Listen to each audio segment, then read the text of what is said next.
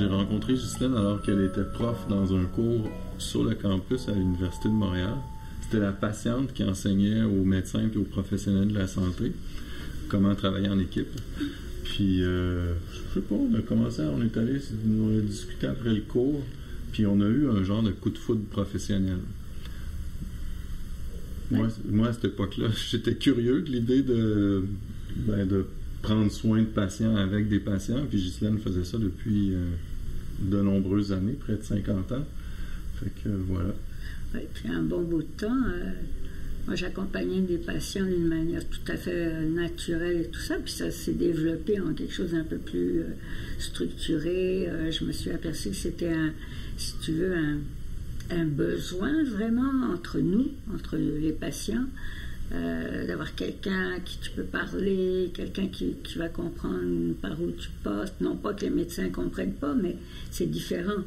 Le médecin, tu as un cancer, ben, il va tout décrire, bon, blabla.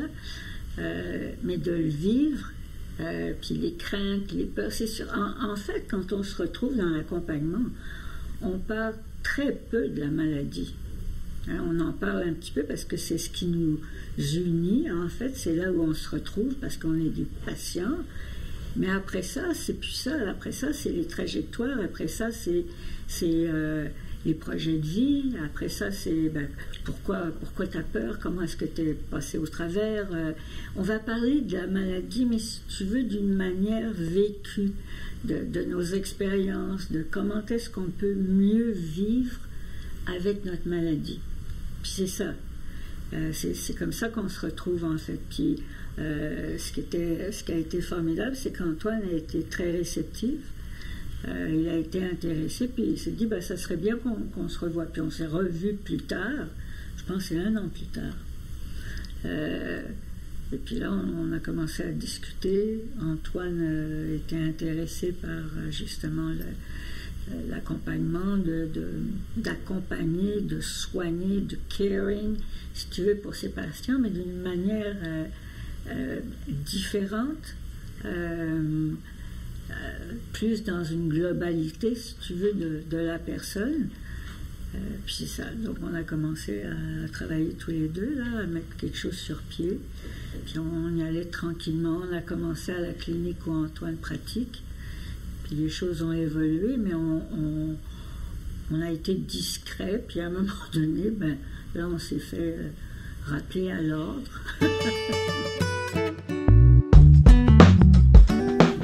Au début, c'est ça, on a travaillé avec un peu le minimum de papier. Justin a signé un formulaire de confidentialité, etc. Effectivement, ça n'a pas été long que les gens se sont mis à se demander qu'est-ce qu'on faisait là. Puis donc, on a intégré l'expérience dans un projet de recherche. Donc ça nous a permis de rassurer tout le monde. Il y avait une approbation éthique. Les patients étaient au courant qu'on essayait quelque chose, puis qu'il y avait un encadrement, tout ça. Mais en même temps, un encadrement, c'est pas moi qui montre à Ghislaine comment faire de l'accompagnement, c'est moi qui apprends comment Ghislaine fait de l'accompagnement. Des fois, quand tu parlais de ton travail, Ghislaine, tu racontais comment les patients ont besoin d'être écoutés. Puis, tu sais, nous, comme professionnels, on se dit, c'est beaucoup dans notre travail aussi d'écouter. Puis ce que j'ai appris au fil des années, c'est qu'on n'écoute pas de la même façon. Non, c'est ça.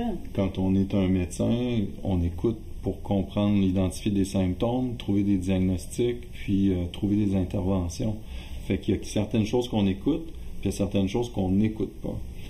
Puis l'autre chose, c'est que comme professionnel de la santé, on essaie de trouver qu'est-ce qui va pas chez la personne. Qu'est-ce qui lui manque? C'est quoi ses besoins? Alors que Ghislaine, elle écoute quelles sont les forces de la personne. Quels sont ses buts, ses objectifs, ses valeurs. Ça, c'est des choses auxquelles on porte très peu attention comme professionnel.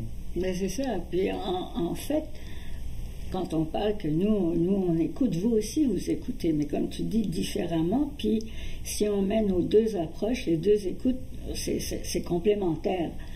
Toi, tu aurais besoin, par exemple, de savoir quel est le projet de vie de ta patiente. Puis si tu le savais, peut-être que ce traitement-là n'est pas tout à fait adéquat parce que c'est trop long ou pour toutes sortes de raisons. Mais si tu connais son projet de vie, tu vas peut-être choisir un traitement qui va être différent. Si tu sais que, par exemple, la personne a du mal à avaler, ben, tu vas essayer dans les prescriptions de tes médicaments de lui prescrire peut-être des choses plus liquides, plus petites, etc. Tu sais, donc, c'est des écoutes qui sont différentes, qui sont complémentaires, puis qui, en fait, le but, c'est d'améliorer pour ton patient.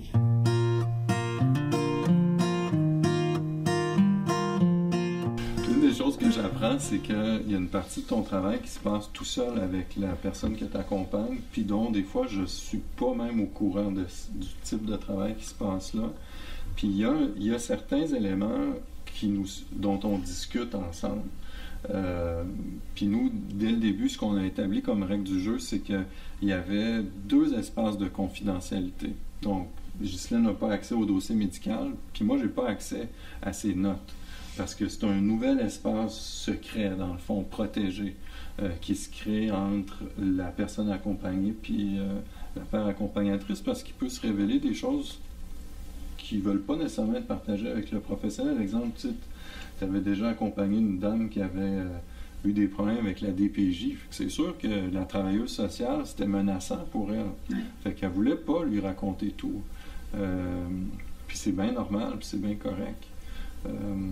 Puis à certains moments, par contre, il y a des informations qui sont vraiment utiles. Par exemple, ton patient, il ne dort pas parce qu'il a mal, mais il n'ose pas t'en parler. Ah, là, c'est super important qu'on s'en parle. Donc, mais ça, c'est important parce que, tu vois, pour moi, la confidentialité, je me dis toujours, si c'était moi qui étais de l'autre côté, moi, c'est certain qu'il y a des choses que je partage avec mes médecins, avec mon équipe médicale, mais il y a d'autres choses qui n'ont rien à voir, qui n'ont pas à savoir parce que je ne vois pas l'intérêt. Donc, pour moi, quand j'accompagne les autres patients, je me dis non, il y a des choses qui sont confidentielles, ils se permettent de me les partager, c'est une responsabilité, mais ça m'appartient, ça appartient à la personne. Maintenant, si par exemple la personne me confie qu'il y a des douleurs, puis qu'elle n'a pas osé le dire à son médecin pour toutes sortes de raisons, je demande l'autorisation au patient, est-ce que je peux le dire? Ou sinon, si la personne ne veut pas, je dis, j'encourage le patient à le dire à son médecin, à son professionnel, parce que je pense que c'est important. Puis j'explique pourquoi je pense que c'est important. Maintenant, c'est sûr que comme toute règle, si tu veux, dans la confidentialité, il y a des choses qui n'ont plus de confidentialité, telles que le suicide. Mais ça, c'est pas particulier aux professionnels de la santé. En tant que citoyen, quelqu'un qui parle de suicide, tu as le devoir de rapporter, d'aider, puis d'être présent. Alors, ça, c'est correct. Mais, tu sais, ça, puis c'est pas vraiment on rentre pas, par exemple, dans un travail de TS, on ne travaille pas non plus dans un travail de psychologue, c'est tout à fait différent. C'est un autre niveau. C'est un niveau qui est plus, je pourrais comparer par exemple entre amis, les gens se partagent des choses, etc. Tu gardes une petite gêne, tu n'en parles pas, etc. Mais tu as besoin, tu peux suggérer des choses. Mais ça reste quand même à l'autre personne d'accepter ou pas. Fait que c'est pas mon travail que de forcer ou de dire à quelqu'un ou même de donner des conseils. Surtout pas. Dans la question du qu'est-ce qui est différent du travail des pairs, du travail des professionnels, moi, il y a 2 choses qui me frappent en particulier. La première, c'est que comme professionnel, on se pose toujours la question, qu'est-ce que moi je peux faire pour aider la personne? Puis la note d'un médecin, elle se termine toujours par plan. Plan, c'est qu'est-ce que moi je vais faire? Les tests, les prescriptions, ou qu'est-ce que je dis aux patients de faire? Alors que Ghislaine, tantôt parlait de rencontrer quelqu'un, puis d'abord se dire, croire en ce que la personne peut choisir de faire pour elle, puis ses capacités, puis tout ça. Donc, c'est communiquer cette confiance-là, dans le fond, que la personne a des choix, puis peut décider de mettre des choses en action à partir de ses propres ressources. Puis ça, c'est très différent. Accompagner quelqu'un qui qui choisit d'avancer ou non, ou d'avancer dans la direction qu'elle choisit pour elle, que de dire, ben moi, je vais faire quelque chose pour vous, je vais vous opérer, je vais vous prescrire quelque chose, etc. Ça, pour moi, c'est vraiment fondamental comme différence. Puis les deux sont nécessaires. Ouais. On a besoin, puis le rôle ou le nouveau rôle du père accompagnateur n'est pas là pour remplacer qui que ce soit, puis n'est pas là pour pousser. Je veux dire, c'est un travail complémentaire. Moi, je le vois, par exemple, dans les références que j'ai. Souvent, je travaille avec une travailleuse sociale, je travaille avec l'infirmière, en plus du médecin. Je veux dire, c'est vraiment... en fait, il y a de la place pour tout le monde. Et il y a des niveaux différents. Puis ça, je pense que c'est important de bien l'expliquer, de bien le mentionner, qu'on ne fait pas comme si on était des TS, on ne fait pas comme si on était des psychologues. On ne l'est pas. Puis moi, ce que je dis toujours aux patients, c'est que je suis une patiente partenaire, mais je ne suis pas une professionnelle. Et ça, c'est important de le dire. Un autre truc pour moi qui est différent, c'est le regard. Est-ce qu'on pose un regard de l'extérieur ou est-ce qu'on porte un regard à partir de l'intérieur? Tu sais, comme professionnel, on apprend sur la maladie, sur la souffrance humaine, etc., mais de l'extérieur. On le lit dans les livres. Puis on nous apprend à ne pas nous dévoiler sur nos expériences personnelles, à jamais parler au « je ». Donc, on va dire les patients, on parle aux troisième personne du singulier. Hein? Alors que c'est comme si les pères nous aident à redécouvrir le « je ».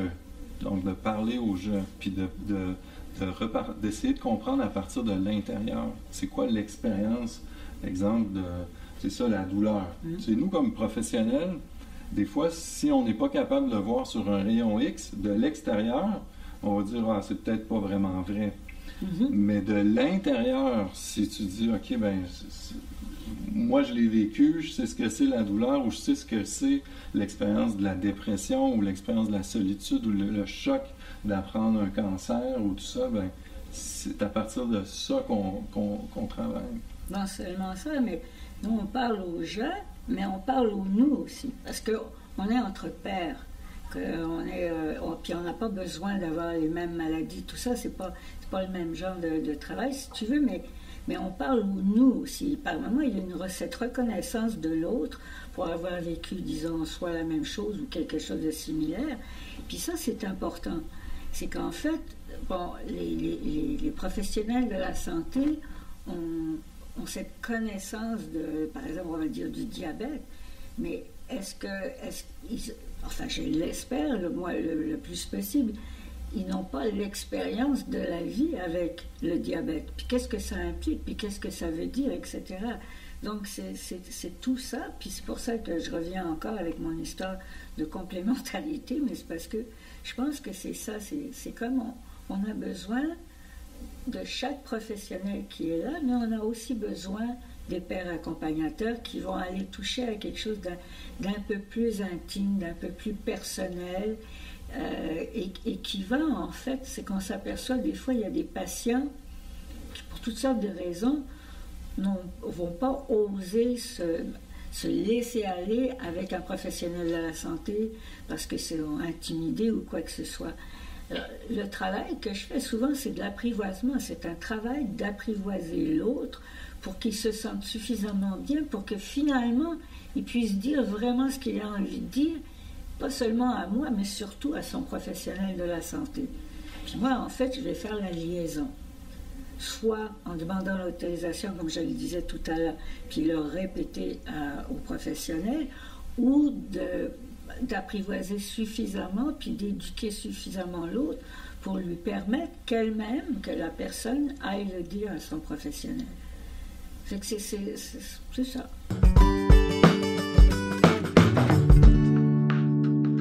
Un des effets de la présence de Justine dans la clinique, puis pour l'équipe des professionnels, ça a été un peu de nous aider comme professionnels à réaliser ce qui se vit à l'intérieur.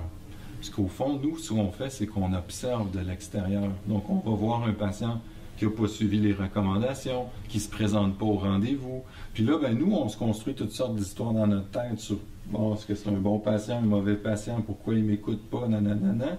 Mais être capable d'avoir quelqu'un qui nous explique, ben, c'est pas présenté à son rendez-vous parce que elle n'a pas les moyens, ou elle est trop gênée, ou elle est super intimidée, ou parce que la dernière fois, tes silences ont été interprétés de telle façon, ou elle est très méfiante, cette personne-là, etc.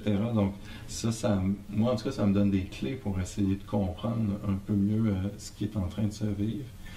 Puis l'autre effet, c'est que ça fait réapparaître le soignant comme personne. Ghislaine, depuis 2 ans maintenant, elle participe dans les réunions d'équipe comme interdisciplinaire. Le médecin, l'infirmière, la travailleuse sociale, la psychologue, tout ça, où on discute des cas complexes, les cas qu'on trouve difficiles, qu'on est un peu... on ne sait plus quoi faire. Puis souvent, comme professionnel, on parle du patient. Le patient est donc bien compliqué, puis c'est donc bien... puis finalement, en ayant Ghislaine autour de la table, on finit par non seulement parler du patient, mais parler aussi de nous, de ce que ça nous fait vivre comme soignants, puis notre sentiment d'impuissance, notre sentiment d'être seul, d'avoir besoin d'aide, etc. Puis c'est ça, fait qu'on a réappris aussi à prendre mieux soin des soignants, je dirais, avec la présence de Ghislaine. Puis des fois, là, on voit surtout avec nos jeunes résidents qui arrivent, ils sont les premières fois où ils ont des patients, je dis, ben, comment ça se fait, le patient, il me dit pas, il répond pas exactement à ce que je m'attendais à ce qu'il fasse, etc. Mais alors souvent je lui dis, oui, mais lui avez-vous demandé pourquoi il vient aujourd'hui? Est-ce que c'est parce que lui, le jeune résident a toute sa liste, il a tout caché, il est tout prêt avec toutes les questions, les bonnes questions, tout ça. Puis quand il arrive devant le patient, ben ça marche pas du tout. Parce que, puis il m'écoute pas. Ben non, il t'écoute pas, il va pas t'écouter non plus. On n'est pas là pour t'écouter. Tu sais, ça fait que c'est simplement de remettre un équilibre, et puis de dire que par moment, ben c'est correct. On sait que, par exemple, vous ne pouvez pas tout savoir. Les médecins, c'est pas possible. Surtout plus ça va, plus il y a une nouvelle maladie, etc., etc. Ben non, vous ne pouvez pas tout savoir. Mais c'est correct. Nous, en tant que patients, on le sait. On sait que vous ne pouvez pas tout savoir. Puis on sait aussi que c'est correct. Mais, et c'est parfait. Mais là où ça ne marche plus, c'est quand vous laissez tomber. Vous n'avez pas la réponse, puis vous nous oubliez, ou c'est dans notre tête, ou c'est quelque chose. Quand vous n'y arrivez pas, quand vous ne le trouvez pas, ben dites, ben c'est ça, mais je vais chercher, ou je vais vous référer à quelqu'un qui est plus spécialisé, etc. Tu sais qu'il y a cette discussion. Mais souvent, de voir aussi, puis moi ça me touche toujours, c'est de voir la détresse, ou si tu veux, la détresse des professionnels par moment face à certains cas. Et de leur dire, mais prenez soin de vous aussi. Puis c'est pas bien grave ça, que cette chose-là, peu importe ce que c'est, tu sais, c'est de remettre un peu les choses à leur place, de voir que souvent, le patient, il a besoin de choses qui sont simples. Et souvent, les médecins ou les professionnels, en voulant bien faire, compliquent. Puis ça tombe à côté. Ils sont tellement bien, surtout au départ. Là. Alors, mais c'est ça, c'est en fait, on est tous là, on veut tous le mieux. C'est le patient qui est devant. Et puis comment on l'adresse, c'est ça, c'est chacun à notre rôle, avec notre rôle, et puis en faisant chacun le mieux possible.